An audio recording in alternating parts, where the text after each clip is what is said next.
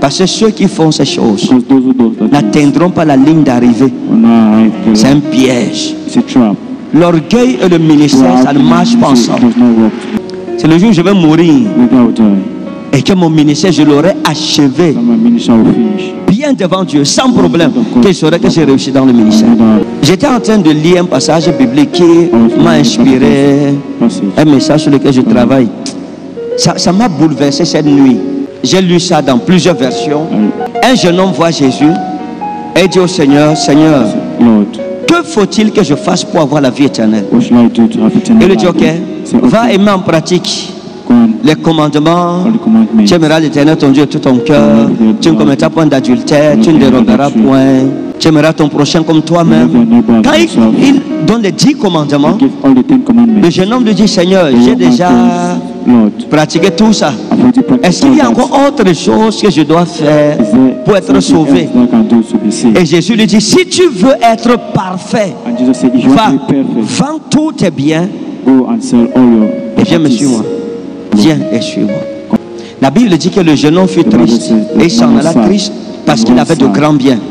Et Jésus dira donc, je vous le dis en vérité, il sera plus facile à un chameau de passer par le trou d'une aiguille qu'à un riche d'entrer dans le royaume.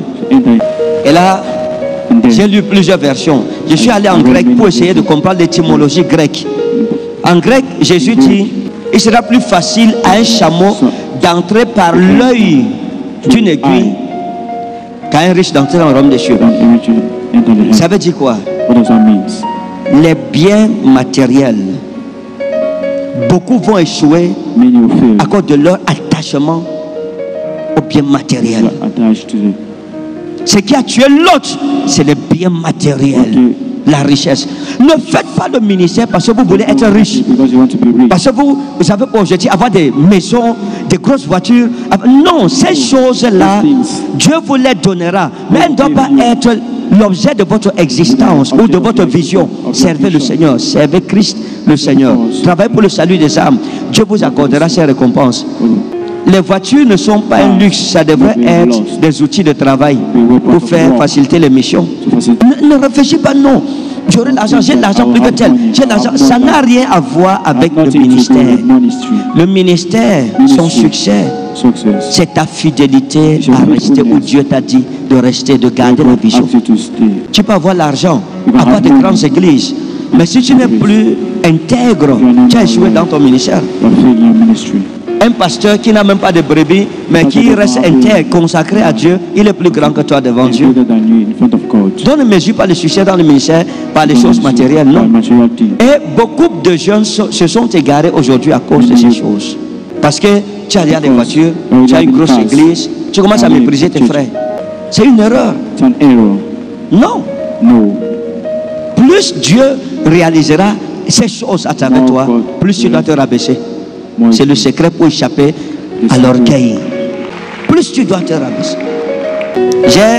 J'ai des frères, des amis que j'aime beaucoup. Si on compte combien de fois par mois on se rend visite, c'est moi qui vais le plus chez eux.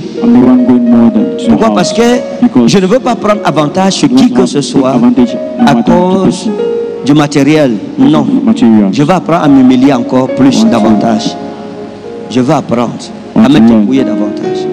J'ai sorti l'autre jour avec mon chauffeur. On a vu un vieux collègue à moi, un pasteur. J'ai travaillé avec lui avant même de commencer le ministère.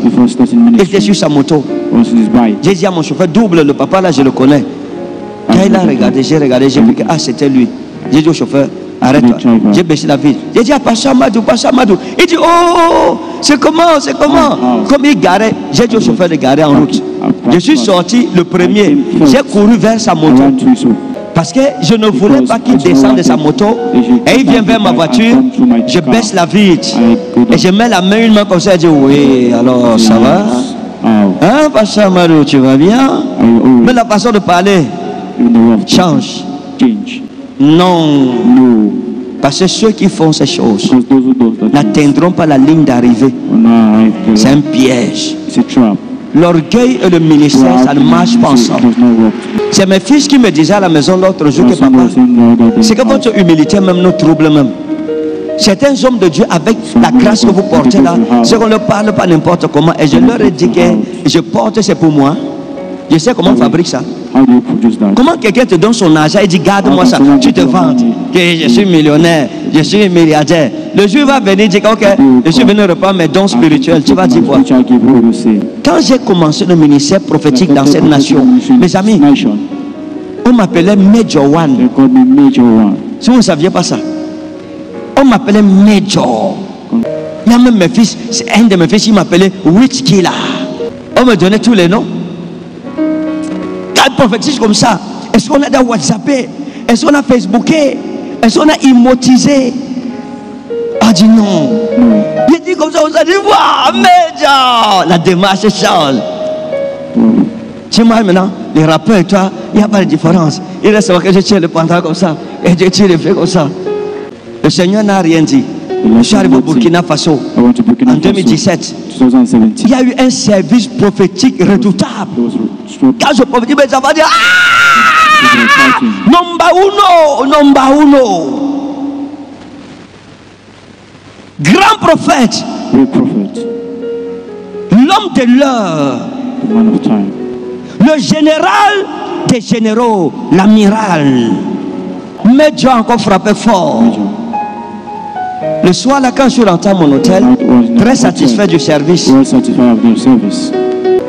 La nuit, je dormais. Et le Seigneur Jésus-Christ est entré dans ma chambre. Il s'est tenu à la porte. En blanc, triste. Et il m'a dit, quand tu prophétisais, les gens disaient Major, Oduduwa, le grand des grands, le numéro 1. Ça voulait dire quoi? C'est le Seigneur qui me demande ce que ça voulait dire. C'est-à-dire que le patron s'est tellement inquiété du serviteur qu'il n'a pas envoyé un ange. Le Seigneur lui-même est venu dans ma chambre pour qu'il comprenne un peu mon comportement. Ça montre l'importance que Dieu prête à ce que nous faisons à son peuple. Quand il m'a posé la question, je lui ai dit Seigneur, tu sais qu'on est des jeunes. Nous on aime l'ambiance. C'est l'ambiance. Le Seigneur m'a dit ceci. D'autres ont fait ça à ta place avant toi. Je leur ai retiré mon don. Et ils sont redevenus aveugles comme ils étaient avant. Et quand la foule les haranguait, ils faisaient ils ne voyaient plus rien. Et je vous dis la vérité, un prophète voyant peut redevenir aveugle. J'ai expérimenté ça. Ce n'est pas les jeux, mes amis. C'est une période où le Seigneur était fâché contre moi. Et il m'a dit ceci. Lorsque je te donne ma parole et que je t'envoie, dis à mon peuple ainsi par l'Éternel. Dis-leur ainsi par l'Éternel et n'ajoute rien, ne retranche rien. Ne t'attaque pas à ma gloire. Le jour qui suivait au Burkina Faso, peut-être tu étais même là. Il y a mon fils Ango. À l'époque, j'étais au Burkina. J'ai demandé pardon en public. J'ai raconté ce qui s'est passé la nuit. Je me suis repenti. J'ai dit aux enfants, ne m'appelez plus jamais Major. Ne me donnez plus jamais de nom dans le ministère. Jusqu'à aujourd'hui. L'autre jour, j'ai passé la nuit à demander pardon à Dieu pour tout mal que j'ai eu à faire dans son église. Tout ce que j'ai fait que je ne devrais pas faire. Tout ce qu'il attend de moi que je n'ai pas fait.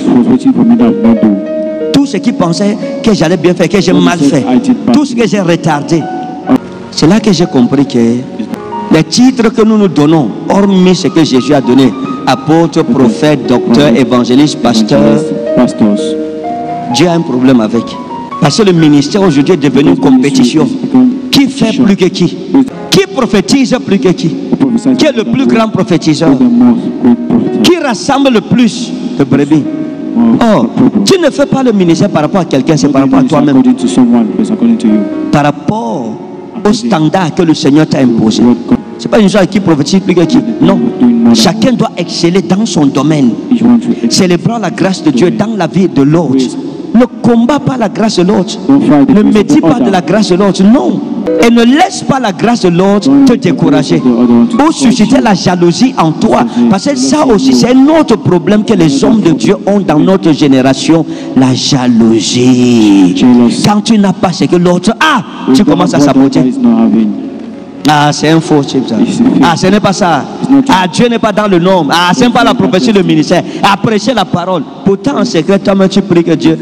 La plupart même qui combattent, ceux qui excellent, la nuit, vers 1 heure, ils allument la télé, ils baissent le volume, se mettent à genoux devant celui qui critique. Il met ses 2 mains sur sa chaîne de télé et dit Seigneur, donne ma part. Le matin, il change de bouche. Si quelqu'un fait bien, je me réjouis parce que c'est le royaume qui gagne. Si vraiment tu es un vrai serviteur de Dieu, tu ne peux pas combattre le progrès d'un autre homme de Dieu parce qu'il n'y a que Satan pour s'attaquer aux hommes de Dieu. Et si tu t'attaques à tes frères, c'est que tu es un sataniste. Tu es un fils du diable. Parce que comment tu peux être dans le même royaume avec une personne, vous servez le même Dieu, et Dieu l'utilise pour sauver les âmes, et toi tu veux saboter son œuvre. Tu travailles encore pour Dieu, tu es mercenaire. La jalousie, tu as laissé la jalousie prendre contrôle sur toi. Quand j'ai commencé à prier pour le prophétique, à l'époque au Cameroun, il y a le prophète Eyon Ayuk Joseph, qui le connaît ici. Le prophète Eyon Ayuk Joseph. Mes amis, quand on a commencé le ministère, 2012 là, le monsieur était la locomotive du prophétique au Cameroun. Il y avait lui et il y avait Ayuk Raymond de Douala. Ayuk Raymond, je suis allé à une église du plein d'évangile à Douala Bonamoussa à l'époque pour vendre les CD. Je n'étais pas encore, je n'avais pas commencé le ministère. Il était le pasteur, deuxième pasteur là-bas. J'avais entendu parler de lui dans le prophétique. À l'époque, le prophétique était comme une pépite d'or. J'ai vu le jeune homme sortir. Quand il sort, quand il a pris la parole, il a dit, il y a une femme dans cette salle. Tu es venu avec ton frère, il est fou. Viens avec lui ici. Une femme est venue avec son frère qui était fou. My God, la salle était par terre. Les gens étaient couchés par terre. Les gens criaient, oh Dieu, l'onction, l'onction, l'onction. Juste ça. Le monsieur est venu, il a mis la main, pam. Il est tombé, il a dit, you are free. Le jas d'électricité qu'il y a eu dans l'église. Comment les gens tombaient à genoux, les gens priaient, criaient. La présence redoutable du Seigneur. Il a fini ça, pam, il est parti avec sa femme. J'étais assis. La parole éternellement a été adressée. Il va quitter le plein évangile pour faire son ministère. Et il y a le docteur Ayuk Joseph. Le prophète Ayuk Joseph, je l'ai connu, je l'ai côtoyé pendant des années. À l'époque, je ne dis pas les choses qu'on m'a racontées, mes amis. Il a prophétisé sur ma mère. Ma mère n'oubliera jamais cet homme. Il arrive à Mimboman. Et je lui donne la parole. Il dit, Marie, j'entends Marie. Marie, c'est qui? Il y a eu 3 femmes, parmi lesquelles ma mère.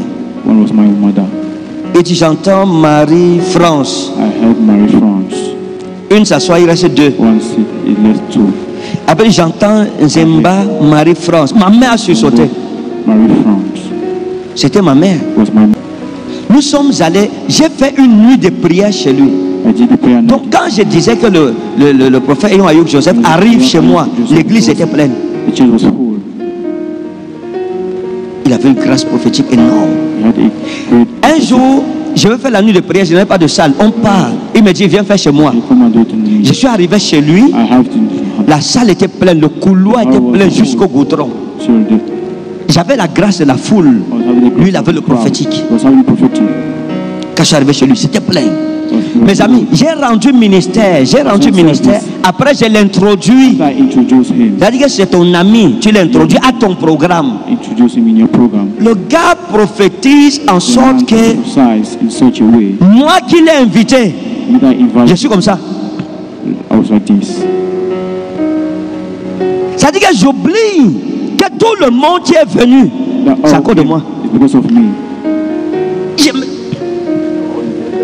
Seigneur, donne ma part. Seigneur, je veux le prophétique. Je me mets à pleurer. Seigneur, je veux le prophétique. Les gens se demandent que le petit est même normal. On vient chez lui, maintenant il a été pleurer pour la grâce de quelqu'un. Aucun brin de jalousie dans mon cœur. Qui peut faire ça aujourd'hui? Ton ami vient chez toi, tu l'invites. Il arrive chez toi.